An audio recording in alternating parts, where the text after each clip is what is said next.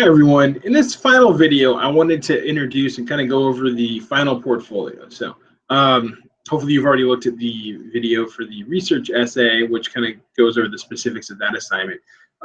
So the final portfolio, which is graded along with or kind of, part of the same unit as the research essay, is really a culmination and kind of as a portfolio, it is a collection of all the work you've done in the course throughout each of the 3 units. So it's also an opportunity to reflect back on the work you've done, especially in an 8-week summer course. It's a lot of work that you've done really quickly. You've kind of moved through each assignment, each unit. So this is an opportunity to kind of step back and say, all right, what's at work here? What's going on? So what have I done? So with that in mind, the portfolio is really meant to kind of get into things that you've accomplished, things that you feel like you can still work on, things that you've really gotten better at, and kind of an opportunity to kind of assess where you're at as a writer by the end of the class. So so there are several components that go into the final portfolio. One of those components is a clean copy of each of the rhetorical analysis, the community-based argument, and the research essay. So before you put those in, you will need to clean up the comments that I've put on those when I return them to you from grading, so make sure that that's all kind of cleaned up. You do have the option for the final portfolio to revise any or all of the essays, and it is a requirement that you revise at least 1 paper for the final portfolio, but you can revise 2 or 3 if you want to. And there's 2 things there. One, so I'm grading, that's part of the component. That's about half of the new final portfolio grade is looking at a strong evidence of revision on at least 1 paper. But also for every paper you revise, there is an opportunity not only for it to contribute to the final portfolio grade, but also if you make some really strong revisions to, let's say, your rhetorical analysis and you didn't get a great grade on that first paper, it can boost your grade up on that first paper as well. It can also get you some potential process points if you lost any of those along the way. I will say this, though, keep in mind that none of that is guaranteed. So it is based heavily on the quality of your revisions. So if you change 2 minor sentences and don't really address any of the in-depth revisions on content or anything like that I've provided on your paper, then that's not really going to make a difference in your grade at all. But if you look at my feedback, you really work on revising the paper, and you do a really good job, that can boost your grade up.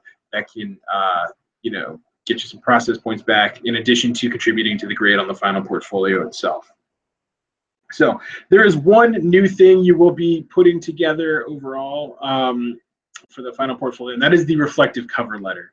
And that's it's got to be at least 750 words. That's the first thing we're going to get to in the final portfolio, and that is exactly what it says it is. It's an opportunity for you to write a cover letter for the portfolio that's going to allow me or anyone else down the road who might look at it to kind of say, right, what is it that you've learned? What is the evidence that you present in this portfolio? What should we pay attention to? So with that in mind, that reflective cover letter is really about that. So you will notice, and I'm not going to go over each of the individual things, right, but there's 8 different course goals outlined in the final portfolio sheet. These are from the syllabus at the beginning of the class. And you do want to be able to touch on these in your final portfolio, in particular in the cover letter, but don't list all 8 of them. This shouldn't be a list of a checklist saying, I hit all 8 of these, right? But maybe pick out 3 or 4 that you think you did a really good job at, or you struggled with, but you got better at, right? I think you still need to work on going out of the course, and really get into those, right? And so what I'm looking for is that there's a clear idea about how you've grown and you've worked with the goals and the outcomes of the course. So a note about the portfolio too there, it says portfolio permission. So the English department likes to use portfolios in the future, potentially, not always, it kind of depends, to get better at our own teaching. Right? We like to look at the portfolios and say, what's going on really well here? What can we maybe get better at? So there's a permission slip that's included on D2L. It's in the template that's available if you want to use that. But that just says whether you want to allow us to use your portfolio or not for future research. Whether you choose to do so or not is totally up to you. It doesn't affect your grade. I I don't care at all whether you say yes or no. Just do know that if we choose to use it for research, all your personal information will be scrubbed off the portfolio before we use it. So nobody would know it was yours. Nobody would know what the papers were yours or anything like that. That does need to be included in the final portfolio, though. So it's just a quick thing, but just make sure it's in there. So in terms of the cover letter, like I said, it's at least 750 words. It's a good idea to go back to the reflections you did, and even that very early on, that personal writing history you did kind of for the second day in the course, and kind of think about where you at now compared to then, right? So the cover letter should touch on what you've accomplished, what you've struggled with but improved on, where you still think you can improve and grow, and also what should we pay attention to as a reader, right? What things in particular do you think are worth highlighting in the portfolio should we really look at? That really maybe help kind of show what you got better at, what you struggled with, things like that. So it's also good to not just talk about your overall work and performance in the class, but talk about each of the 3 major writing projects or specific things that happened along the way. Really give us a sense about your journey through the class, right? What is it that you've done on each paper? What have you gotten better at? You know, who are you now as a writer, and how can we see that in your portfolio? So with that, you will, as I mentioned, you have the opportunity, you need to revise at least one of your 3 projects. You can revise, you know, up to all 3 of them if you want to. With the revised papers, any of them that you do, you need to include a 200 to 400 word revision letter, and this should just follow the paper in the portfolio. It is purely descriptive. It is just saying, here's the feedback I got, here is what I changed. And that's going to help me and anyone else to kind of pay attention to what were the revisions you made in that paper.